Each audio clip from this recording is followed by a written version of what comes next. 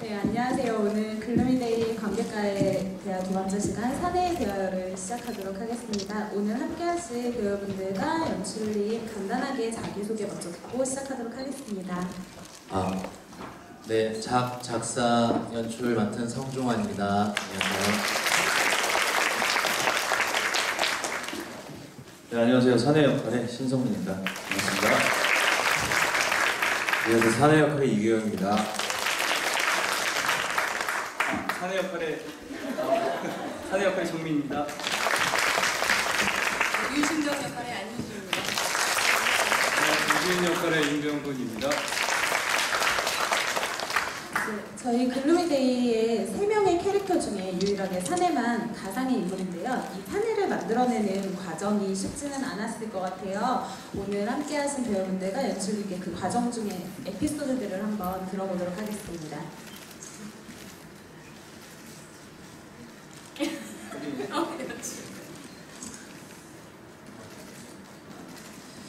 네, 그 사내 만들면서 쉽지 않았죠. 배우들이 쉽지 않았죠. 저는 재밌었어요. 저는 그냥 툭 던져주면은 이제 자기들이 알아서 만드니까 재밌었는데 처음에 뭐 어떤 기회에 몇 번 이야기한 적은 있는데 김우진과 윤신덕의 이야기를 만들어 달라고 의뢰를 받아서 그들의 이제 행적을 조사하다가 이 둘만 2인극으로 만들기에는 조금 제 역량이 부족해요. 제 3의 인물이 필요했거든요. 그래서 그 인물을 누구로 할까 고민하다가 뭐 홍남파라든지 다른 어떤 분들이 조금 후보로 있었는데 이 둘의 삶을 다 아우르지를 못하더라고요. 그 홍남파 작곡가도. 그러면 이 둘의 인생을 아우를 수 있는 게 뭘까 봤을 때 그 두 분이 살았던 그 시대, 그리고 그 시대에 흘렀던 어떤 패시미즘, 염세주의, 이것이 그러니까 인물이 아니라 어떤 그러한 것들이 눈에 띄더라고요. 그래서 그것이 의인화되면 어떨까라는 발상으로 사내를 만들어서, 그래서 처음에 리딩 했는데 초연 때 리딩 어땠어요? 기분이? 가만 안 두겠다 생각했어요. 정민 씨는 저는 이제 대본 리딩하면 항상 첫 인상을 묻거든요. 그러면은 정민 씨한테 되게 부정적으로 얘기했던 거야. 아닌데? 아니 좀 이상하다고 같은데? 기억이 안 나는데 하도 오래돼가지고. 맞아, 그때는 또 역할도 다 정해져 있지 않았어요. 정민 씨가 우진을 할지 사내를 할지도 몰랐었고, 규영 씨는 만나기 전에 얼핏 사내를 하고 싶다는 의중은 비쳤지만 그때 뭐 정해놓고 가지는 않았던 것 같아요. 이런 얘기 왜 하는 거야? 하여튼 그래서 뭐 에피소드 빨리 들려주세요. 뭐 어떤 에피소드가 있지? 에피소드가 처음에 지난번에도 얘기했었는데 처음에 사내가 할아버지로 등장을 했어요. 처음 받아본 대본에 일본어 대사가 한 20줄이 있었어요. 그래서 이거는 연기고 나발이고 이거부터 외워야겠다. 규영 씨 그거 다 외웠어요. 다 외웠어요. 그래서 저는 캐릭터고 뭐고 사내를 맡게 된 확정된 순간 그 대사 먼저 다 외웠어요. 형은 안 외웠잖아. 저는 안 했어요. 선견 지명이 있어요. 네, 저는 이거 왠지 안 할 것 같다라는 생각이 들어서 그걸 없애버리더라고요. 다음날 되니까. 네, 한 일주일 걸려서 외웠는데 그게 없어져가지고 참 그랬어요. 아니 그리고 안 외운 게 아니고 외울 수 있는 방법이 없어서 혼자서 뭐 누구를 붙여주던가 뭐가 있어야 되는데 나중에 해주겠다고 하는데 그냥 규영이는 이제 일본인 친구가 있어가지고 그거 녹음해서 형한테 다 보내줬잖아. 아 그랬나? 내가 혼자 살겠다고 그랬어. 안 할 줄 알았어요 저는. 조용히 해봐. 그때 그 프롤로그는 노인이 이제 휠체어를 타고 등장해가지고 현재인 거예요. 2014년, 그때가 2013년이에요. 그래서 그 87년 전의 일에 대해서 누군가 묻고 얘기하다가 샥 들어가면 샥 젊어서 나오는 어떤 그런 거를 생각했는데 그게 짧은 생각이었던 것 같아요. 처음에 막 휠체어 타고 나오고 그랬어요. 휠체어 타고 나오고. 노인이? 그러니까 그때 당시는 지금보다도 더 전기가 안 돼 있어서 여러 가지 그냥 상상 속에서 그래서 뭐 그냥 생각나면 막 던졌어요 이 배우들한테. 이런 건 어떨까? 이런 건 어떨까? 이런 발상으로 시작됐는데 그래서 처음에 가장 모티브를 많이 얻었던 거는 그 파우스트의 메피스토펠레스였어요. 메피스토 오늘 개화한 거 같은데? 그거 아닌가? 아니 자꾸 가져가세요. 죄송해요. 전미도. 메피스토펠레스 이런 느낌은 어떠냐? 아니면 이 사이코패스에 관한 또 책 추천해 그거 한번 읽어봐라. 그래 해가지고 알아서들 만들었어요. 성민 씨 에피소드.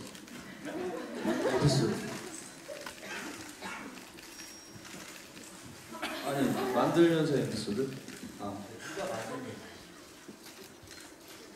뭐 특별한 건 없었고요. 뭐 형들이 워낙에 이렇게 잘 하셨었으니까 그거 보면서 어떻게 하지라는 생각을 좀 했던 것 같아요.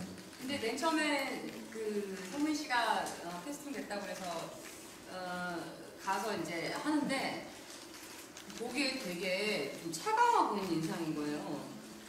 그랬는데 이제 저희 팀에서는 또 제일 어리고 그래서 귀여울 줄 알았는데 귀엽지가 않고 그래도 이렇게 제가 이렇게 좀 실험 소리를 많이 하거든요. 그래서 이렇게 막 실험 소리를 하면 다들 이렇게 박장대소하는데 얘는 입만이 되게 사이코패스 같은 느낌이 있다. 그건 제대로 단지 그냥 캐스팅했구나. 누나가 좀 불편했어요 처음에. 에피소드. 태어났어요. 그 성민 씨랑 유 씨랑 원래 알던 사이가 아니에요. 근데 처음 만났어요. 근데 처음 만났는데 씬을 연습을 했어요. 그러면은 이제 원래 그 여기 위에서 내가 면상을 다음에 또 이런 면상을 날려버릴 줄 있잖아요. 그 신부터 해가지고 그다음 여기서 또 키스하면 내가 면상을 날리겠다만 잊었어 이런 씬이 있잖아요. 근데 위에서 그걸 하고 내려와서 그 씬을 했는데 면상을 팍 때리는 거예요. 처음 만났는데 그러더니 내가 면상을 날리겠다만 잊었어? 그래서 제가 당황해가지고 그 뒤로부터는 안 친해지더라고요. 사과할 뻔했어요 지금. 미안해. 친것 같아요. 저는 우는 줄 알았어요. 진짜 약간 이럴 때 진짜 근데 그 순간 상민 씨만 빼고 다 빵 터졌던 그 에피소드. 에피소드 또 계속 얘기하는 거예요? 또 에피소드. 있으시면 더 많이 말씀해 주셔도 좋습니다.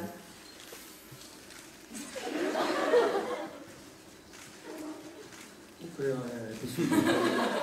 사내를 만들면서 되게 재밌었습니다.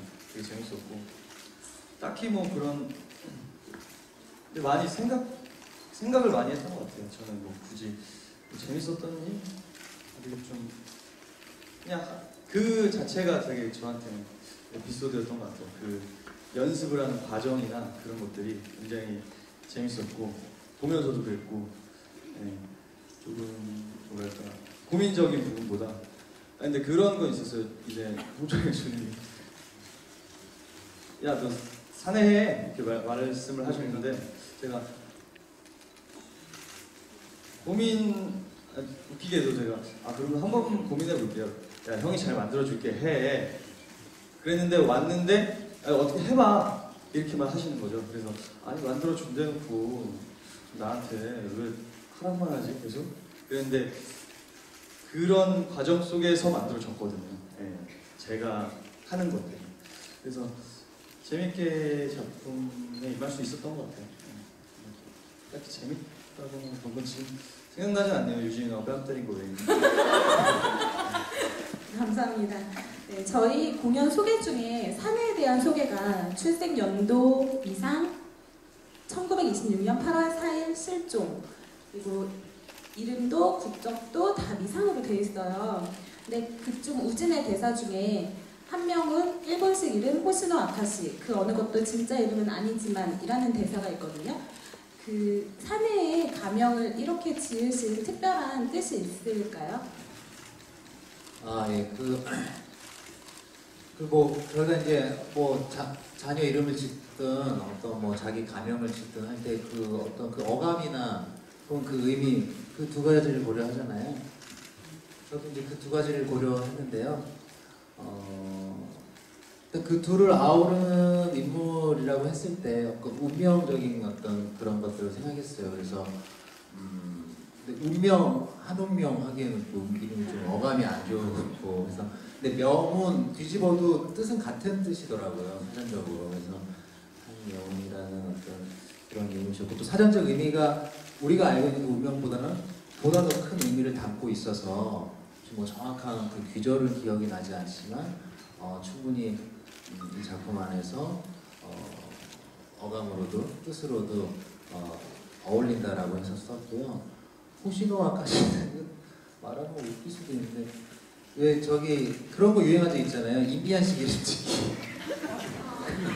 그거 하면 몇 월 며칠 이렇게 조합해서 하는 이름이 있어요. 그리고 뭐 많던데. 근데 이제 일본 이름을 이제 지으려고 고민하다가 그게 눈에 띄어가지고 봤는데 마치 그 우리가 8월 4일 일을 다루고 있잖아요. 그래서 조합은 호시노 아카시. 근데 그 뜻도 별, 증거 이런 식으로 돼가지고 그래서 그 어감 끼워 이런 식으로 얘기하지 마. 끼워만 아니 어감도 좋고 그 뜻도 그럴듯하여 지은 거죠. 이런 식으로 이루어졌어요. 네, 사내가 딱히 정의 내려지지 않은 인물이기 때문에 그런지 이미 관객분들 사이에서 어떤 배우가 연기하는 사내는 굉장히 무서운 인간 같다, 어떤 배우가 하는 건 굉장히 뭐 인간이 아니라 악마 같다, 막 이런 평가들이 되게 많아요. 네, 사내와 직접적으로 대립하는 우진이 느끼는 세 명의 사내의 특징은 무엇인지 궁금합니다. 이런 배우님. 우진이 저밖에 없나요? 네, 오늘 공연 보신 분들은 알겠지만 정말 만신창이가 돼요. 근데 오늘 공연이 되게 재밌었어요. 저는 개인적으로 정우성 배우는 어떻게 했어? 정말 머리카락이 다 뽑히는 줄 알았어요. 네, 굉장히 되게 집중하면서 오늘 했었는데 각자의 마다 되게 달라요. 캐릭터가 사내 3명이 가지고 있는 캐릭터가. 민희 형 같은 경우에는 오늘 같은 공연은 정말 한 마리 야생마 같은 네. 그런데 공연에서는 민희 형이 되게 선하게 공존하는 그런 캐릭터예요. 그래서 처음에 저랑 만날 때도 굉장히 호의적으로 다가오고 그러다 보니까 저도 쑥 이렇게 끌려가게 되다가 나중에는 배신을 하게 되고 그런 과정 속에서 좀 선하게 공존하는 그런 사내라서 되게 매력적이고요. 저 개인적으로 느꼈을 때. 그리고 규영이는 제가 공연을 한 번밖에 안 했지만은 굉장히 사내스러운 면들이 너무 많아요. 그러다 보니까 공연을 하면서 이렇게 빨려 들어가게 되는 규영이의 또 어떤 눈이 굉장히 깊거든요. 자세히 보면 연습실에서 깜짝 놀랐어요. 남자가 남자 눈을 보고 반한다는 거는 정말 제가 몰랐는데 연습실 때 눈 보고 빠져들 것 같더라고요. 쑥 빠져드는 그런 사내. 남자 좋아하니요? 여기서 밝힐 수는 없어요. 그리고 성민이 사내 같은 경우에는 굉장히 앙칼진 모습이 있어요. 네. 체격 차이도 많이 나잖아요. 신체적 차이도 많이 나는데도 그런데도 불구하고 어떤 그런 성민이의 사내만이 갖고 있는 어떤 사이코패스적인 모습들과 굉장히 냉철할 때는 냉철한 그런 모습들이 있는 그런 사내였습니다. 성민이한테. 그럼 안유진 배우님께도 한번 여쭤볼게요. 나쁜 남자가 여자들한테 굉장히 인기가 많잖아요. 신덕의 입장에서 바라본 각 사내들의 매력은 어떤지. 신동의 입장, 제 입장이요? 아니면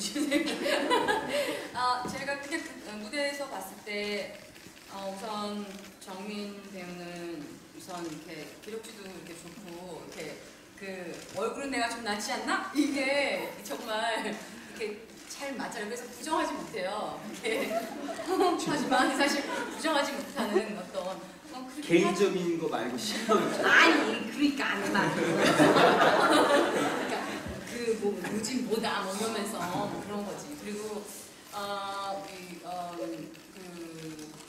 또 우리 규영 씨는 맨 처음에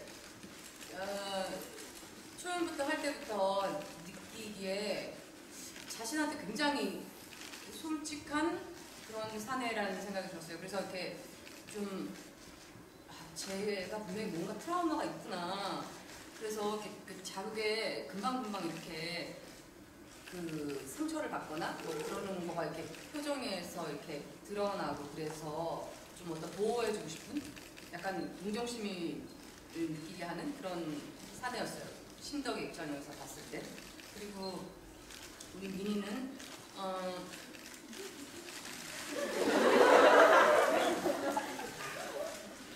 웃는 게 참 입만 웃어서 그리고 이게 너무 곱상하잖아요. 예쁜데 활짝 웃지를 못해서 뭔가 되게 더 타고 싶게 만드는 어떤 그런 느낌이 있고 이렇게 좀 페미닌적인 여자 같은 이렇게 그런 느낌이 있어요. 예뻐서 예쁜 미소년? 근데 그렇게 예쁘게 생긴 애들이 진짜 무서운 애라고 생각하면 진짜 무서울 것 같아요. 그래서 그런 매력들? 네, 감사합니다. 예쁘신 신성민 배우님께서는 이번 시즌에 새롭게 합류하셨는데 공연하시면서 이 씬만큼은 사내를 위한 클라이막스 장면이다 싶으신 부분이 있는지 또 그런 부분들 어떻게 준비하시고 공연하고 계신지 부탁드립니다. 사내를 위한 클라이막스 씬은 제가 생각했을 때 없습니다.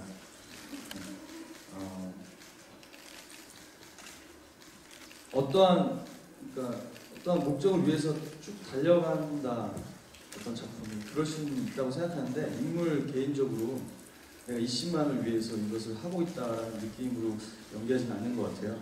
처음에 이게 어떻게 쌓이는가가 나중에 어떤 감정을 갖게 되는가인 것 같아요. 그런 게 공연의 매력인 것 같은데 그래서 무슨 장면을 위해서 무슨 장면이 클라이막스다라고 말하는 건 사실 제가 생각하고 있는 이 작품과 제가 하고 있는 연기와는 맞지 않는 것 같아요. 그렇습니다. 클라이막스라는 표현은 좀 그렇고 그때마다 조금씩 다른 것 같아요. 어느 순간에 좀 힘이 들어가게 되는 씬들이 있거든요. 근데 그게 뭐 매일 같지는 않고요. 사실 그 미묘한 차이인데 조금씩 다른 것 같아요. 그 말에 대해서. 저는 그렇습니다. 네, 감사합니다. 다음 이규영 배우님께 질문 드릴게요. 사내가 신덕에게 이폴리타라고 얘기를 할 때 다른 사내들은 그녀가 자살한다고 하는데 이규영 배우님은 그녀가 남자의 손에 죽는다고 대사를 하세요. 혹시 그런 이유가 있나요? 두 개가 크게 다르지 않아요. 사실 둘 다 맞는데 자살한다는 거는 혼자 하는 행동으로만 표현이 되잖아요. 그 단어로만 봤을 때는. 근데 그 남자 손에 죽는다고 표현하는 게 제 입에 더 좀 잘 맞는 것 같고 또 둘을 한꺼번에 연관지어서 담을 수 있는 것 같기도 하고 해서 연습 때 그렇게 이제 했는데 이제 연출님께서 나쁘지 않은 것 같다고 너는 그렇게 하고 싶으면 그렇게 하라고 이렇게 이제 허락을 해주셔서 그렇게 하고 있죠 저는. 네. 연출 스타일이 방목이라서. 그 실제로 죽음의 승리라는 소설 속에는 그 남자가 이제 끌고 가서 여자를 끌고 가서 막 이렇게 뭐 육탄전이 벌어지는 와중에 함께 떨어지는 그래서 자살로 볼 수도 있고 남자 손에 죽은 걸로 볼 수도 있고 해서 규용 씨가 또 그렇게 표현했을 때 느낌도 괜찮고 해서 그렇게 하도록 했죠. 고맙습니다. 다음 정민 배우님께 질문 드릴게요. 관객 여러분들께서 되게 많이 말씀해 주신 게 정민 배우님의 한쪽 입꼬리가 올라가는 웃음이 너무 섬뜩하다는 분들 되게 많으신데요. 특히 마지막에 죽음의 미소에 문 앞에서 살짝 돌아보시면서 웃는 그 장면이 굉장히 무섭다고 하시더라고요. 혹시 그 문 앞에서 뒤를 살짝 돌아보시면서 웃으시는 특별한 의미가 있는 건지. 뭐 공연이 이제 끝났구나. 이제 공연이 이제 뭐 몸적으로 막 이렇게 뭐 힘든 거 이런 건 없는데 이제 어쨌든 이제 감정 싸움들이나 뭐 어쨌든 그런 것들이 많다 보니까 그게 더 힘든 것 같더라고요. 그러니까 체력적으로 더 그러니까 몸으로 힘든 것보다 오히려 정신적으로 힘든 게 체력적으로 더 많은 스트레스를 받는 것 같더라고 개인적으로. 그래서 공연이 끝날 때가 그렇게 들어갈 때가 기쁠 수가 없어요. 이제 마지막에. 아 그렇구나. 진짜 그래서 웃는 거야 거기서? 나 진짜. 근데 이거는 모두 다 공감할 걸? 지난 시즌에 나한테 똑같은 질문을 했었어. 아, 내가 진짜? 형하고 똑같은 데서 나왔어. 다 똑같은 아 거. 너네 그래서 웃었어 거기서? 아 설마 그래? 내일 연습 다시 해야겠다. 아니 뭐 그런 건 아니고 뭐 마지막에 웃는 의미는 이제 뭐 여러 가지로 해석할 수가 있는데 어쨌든 심덕하고 우지는 뛰어내려서 죽음을 선택을 했는지 뭐 살았는지에 대해서는 아직 뭐 의견은 뭐 생각하기 나름이겠지만 어쨌든 그 사람들이 뛰어내리는 것까지가 이제 저의 어떤 목적이었다라고 생각을 하면은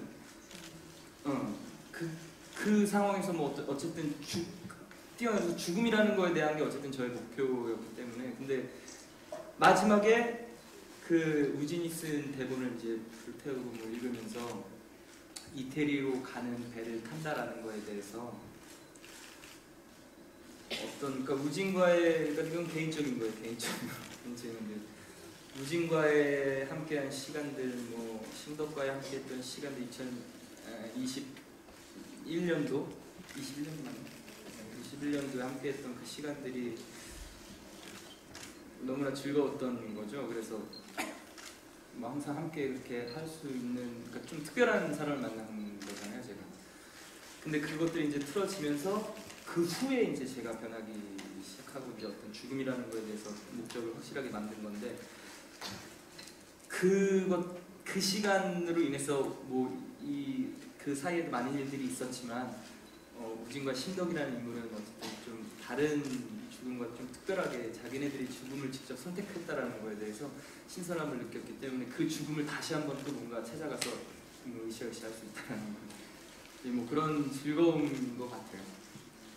거기에 플러스 이제 공연이 끝났다. 죄송합니다. 고맙습니다.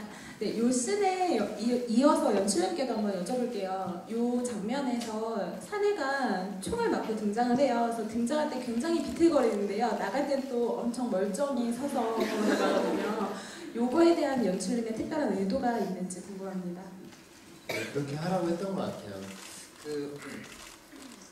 그러니까 인간이지만 인간이지 않아 보였으면 좋겠고 또 인간이 아니지만 인간으로 보였으면 좋겠고 이런 생각들이 좀 있었어요 제 안에. 그래서 그 사내가 인간이든 인간이 아니든 어떤 만약에 인간이라고 치면 조금 초인적인 인간이 아니라고 치면 조금 인간적인 모습 이런 것들이 보였으면 좋겠다 하는 그냥 제 직관이었던 것 같아요. 그래서 처음에 또 너무 멀쩡히 들어오는 것도 제 눈에 이상하게 보였고 또 처음에 압박이 들어왔는데 나중까지 그러는 것도 제 눈엔 이상하게 보였었어요. 그래서 그렇게 저희가 만들어드렸습니다. 감사합니다. 네, 저희가 되게 지금 짧은 시간 얘기를 나눈 것 같은데 시간을 보니까 되게 많은 시간이 지나 있어요. 그래서 객석 질문은 그렇게 많이는 받지 못할 것 같은데요. 질문 있으신 분들 몇 분만 빠르게 받아볼게요. 네, 여기 앞에 계신 분.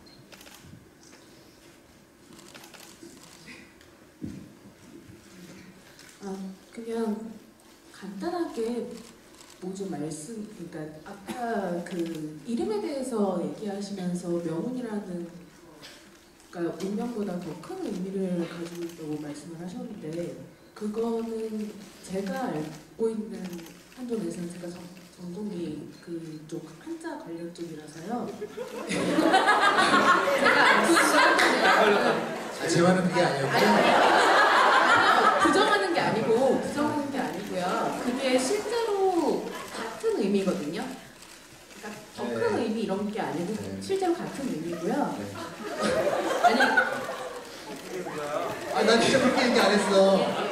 영혼이랑 운명이 같은 뜻인데 아니. 우리가 알고 있는 그 흔히 알고 있는 통용되는 그 네. 운명보다는 더 큰 의미를 담고 있다는 네. 사전적으로 네. 이렇게 얘기했어요. 아니 그것도 아니. 그거 아니래. 그거에 대해서 얘기하면 좀 얘기가 길어질 것 같으니까 그거는 그냥 넘어가고요. 제가 계속 그러니까 저는 지금 오늘이 2번째인데요. 오늘 보면서 문득 생각을 했던 게 그러니까 제가 느끼기로는 사내가 원하는 거는 사내가 원하는 게 둘의 죽음이었다면 왜 그게 방법이 꼭 그러니까 총으로 자살하는 거여야 했을까라는 생각이 들었거든요. 그러니까 어차피 배에서 죽는 거기 때문에 그들이 선택한 것처럼 뛰어내리는 걸로 유도할 수도 있었을 텐데 처음에 사내가 의도했던 게 총으로 자살하는 거여야 했었던 이유가 있을까라는 생각이 들어서 그거를 좀 여쭤보고 싶은데. 예. 글쎄요, 뭐 굳이 그럴 이유는 따로 있진 않고요. 어쨌든 사내는 아름다운 결말을 만들기 위해서 본인이 생각하는 그러니까 그 우리의 어떤 일반적인 상식으로 이해되는 부분은 아닌 것 같고요.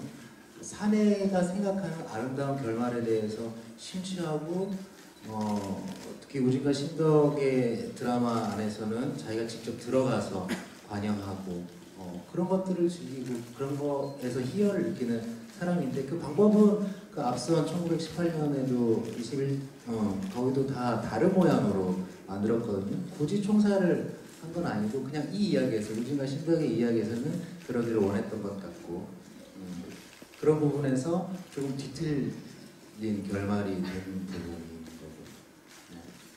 그래서 총의 이유는 그 빠른 시간에 둘을 가장 간단히 죽일 수 있거든요.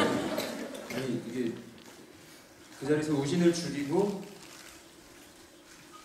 굳이 가판을 올라가서 뛰어내리는 것보다는 자기 손에 있는 총으로 한 공간에서 둘을 같은 공간에서 죽이기 위한 방법 중에는 가장 간편하기도 하고 활을 이런 거 쏴서 죽는 것보다는 사람들한테 뭔가 흔적을 남기고 싶지 않았을까? 자기의 어떤 왜냐면 자살 뛰어내린 거는 어쨌든 뭐 막말 안 했죠. 이렇게 남겨놓고 죽어서 지금 현재 뛰어내려서 죽었기 때문에 지금 현재 역사적으로 의문이 되는 거잖아요. 근데 그 의문에 대한 정확한 명확한 죽음을 할 수 있는 거는 어쨌든 흔적이 남아 있어야 되는 거니까. 저는 사실 그 배에서 뛰어내리는 행동, 그 행위 자체를 죽음으로 표현하고 싶지는 않았고요.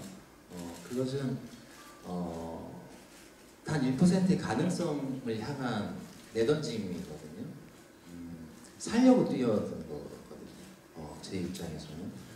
그러니까 우진은 이 사내의 그 죽음을 향한 그 열정과 그 능력에 대해서 100% 신뢰했던 거예요. 그래서 어차피 죽을 수밖에 없는 정해진 그 스크립트를 받고 나는 1926년 8월 4일 새벽 4시에 이 배 안에서 죽는다라고 강하게 믿었던 사람이거든요.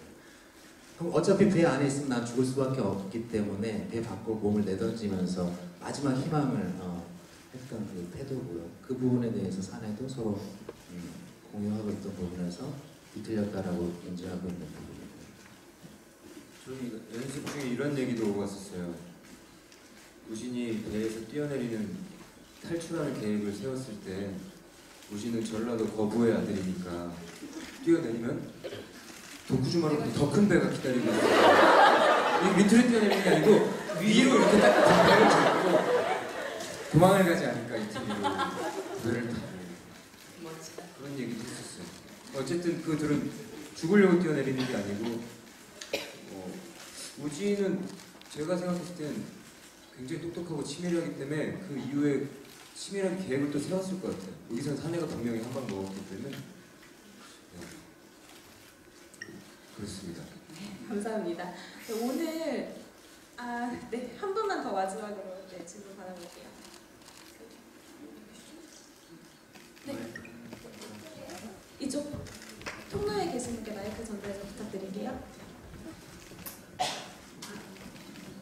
저기 사내가 그 대본상으로 빈 페이지가 되게 빈 공간이 많은 캐릭터였다고 하셨잖아요. 그러면 배우분들이 각자 캐릭터를 만드실 때 사내에 대해서 이제 이런저런 뒷이야기, 혼자만의 그런 생각들을 좀 하셨을 것 같은데 뭐 우진이나 신덕을 만나기 전의 이야기라든지 아니면 21년과 26년 사이의 일이라든지 그 사이에 사내의 행방이나 뭐 사내의 기분, 뭐 상태 그런 심정들 그런 거를 생각해 주신 게 있으면 한 가지씩만 얘기해 주셨으면 좋겠어요.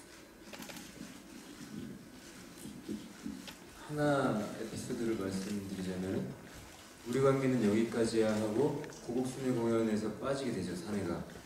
그리고 나머지 멤버들은 고국순회 공연을 떠나고. 근데 고국순회 공연을 원래 일정대로 다 돌지 못하고 중간에 일본 경찰에 의해서 그게 무산돼요. 근데 저는 그건 팩트고요.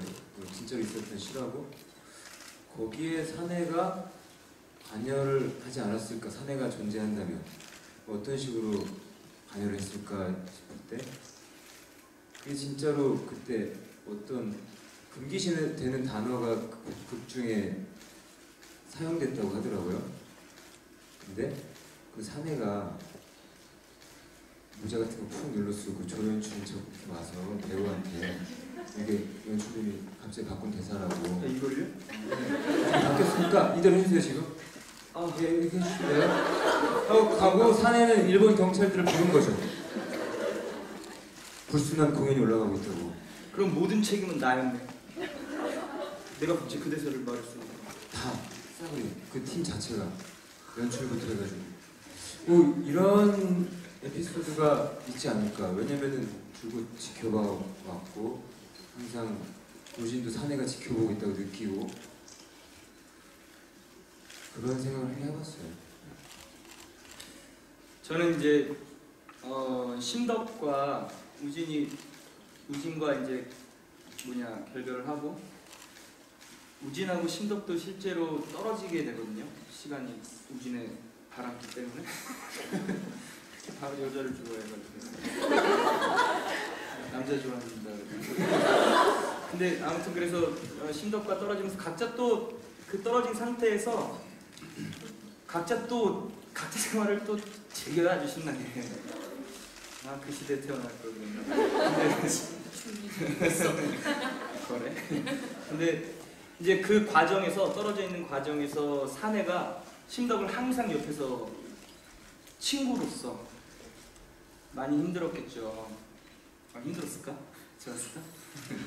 아무튼 신덕을 옆에서 챙겨주면서 우진이 신덕과 이제 위에서 얘기할 때 제가 이제 도쿄창가라는 노래 부르고 끝나고 나가서 신덕과 안녕 하고 휘파람을 불면서 나가는데 우진이 이제 신덕에게 그 사람은 사내랑 어떤 사이냐 라고 말을 하고 그때 신덕이 하는 대사가 이제 그래서 네가 내 옆에 없을 때도 사내는 항상 나를 지켜줬었다. 이 말을 이제 할 수 있는 어떤 에피소드들을 생각하고 그랬죠. 정리 안 되는데 어떡하지? 잘하고 있어요. 그렇게 생각합니다. 그래.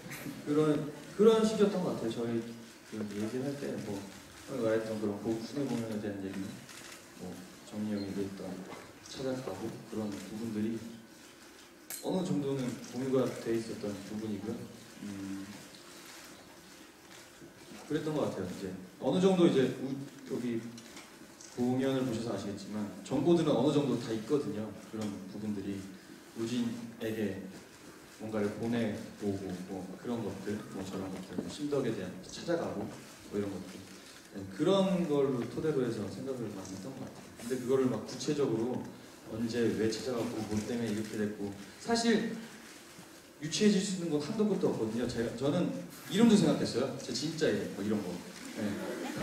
근데 뭐 그런 거를 이렇게 말하는 건 사실 좀 웃긴 것 같고. 네. 근데 이게 어떤 진짜 규정을 가지고 공연을 하면은 초연 때 이제 연습하면서부터 어떤 딱 명확한 어떤 이렇게 됐고 이렇게 됐고 이렇게 됐고 나는 뭐 저 마지막에 심덕과 우진이 뛰어내리는 것까지도 내가 생각한 계획이었다라고 뭐 이런 생각들 구체적으로 명확하게 하게 되면은 연습할 때 그때 이제 막 그렇게 얘기했던 건데 더 힘들어지더라고요 공연을 하기가. 그래서 명확하지 않게 그래서 연출님이 박목이라는 스타일을 선택을 했는지도 모르겠는데 또 정리 안 되는데 어떡하지? 저는 좀 재미있는 얘기를 하자면 제 머릿속으로 그냥 제가 역할을 산을 너무 해보고 싶은 거예요. 그래서 진짜 산을 너무 해보고 싶다 그랬는데 왜 산을까? 여자가 아니고 산을까? 그래서 사내가 여자는 안 되겠구나. 그렇게 막 그래서 진짜 남장을 하고 한번 해야 되나 막 그런 생각도 하고 그래서 근데 혼자 이렇게 왜냐면 다른 윤심덕이랑 김우진은 역사적 사람이었기 실제로 존재했던 사람이었기 때문에 더 이상 뭐 상상을 하기가 조금 한계가 있는데 산에는 무궁무진하게 상상을 많이 할 수 있잖아요. 그 제가 또 이렇게 약간 중2병이 있어가지고 이렇게 중2병이라고 있어. 그래서 이렇게 뭐 애니메이션이라든지 미드나 뭐 이런 거 되게 이렇게 혼자 놀기를 되게 잘하거든요. 그래서 이렇게 그러니까 연쇄살인범이라든지 뭐 그런 거를 이렇게 많이 보는데 이렇게 보다 보니까 그런 사람들을 이제 사내랑 끼워 맞추기 시작하는 거예요. 그래서 너무 지나치게 똑똑했던 아이가 어릴 때 그 누군가의 권력에 의해서 내 삶이 송두리째 뒤바뀐 이후로 어떻게 하다가 뭐 하나를 시도를 했는데 나 또한 누군가의 인생을 바꿀 수 있다는 거를 알게 된 후로 이 아이의 어떤 그 인생의 목표가 정해지면서 삶에 사는 존재 이유를 느끼게 됐다고 할까? 그런 거가 있지 않았을까 하는 상상의 나라를 그냥 왔어요. 근데 연습 과정에서 이런 얘기들을 너무나 많이 했어요. 너무나. 그런 거 이제 그러니까 제가 빈칸으로 줬다고 하는 건 뭐 대본이 아예 빈칸이었던 건 아니고요. 대사는 다 있고 그 연표를 줬어요. 그 김우진과 윤신동은 연표가 있잖아요. 1997년 뭐 경남 장성 출생, 평양 출생. 근데 이제 이 친구는 없는 거죠. 비어 있는 거죠. 대신에 그 죽인 거니까 1998년 누구 살해. 그래서 그 칸칸이는 상상들을 많이 했어요. 이런 뭐 그러니까 어린 시절 뭐 어느 순간 본인의 그 능력을 깨달은 그 순간이 있었을 거고, 그 다음에 얘네를 타겟으로 정한 순간들이 있었을 거고, 뭐 다른 연도의 그 희생자들도 마찬가지고, 그 다음에 이들을 만나게 아까 고급순에 보면 얘기했는데 거기 가서 백스테이지에서 또 신덕을 만나기도 하고 또 어떤 그런 과정에서 그 뒤로 또 윤신덕을 짝사랑했던 박정식이 자살하거든요. 그리고 고토 후미코도 의문의 병 백혈병 금방 죽어 급사예요. 일주일 만에. 그런 배우에도 사내가 있다라고 가정하면 어떨까 뭐 이런 생각.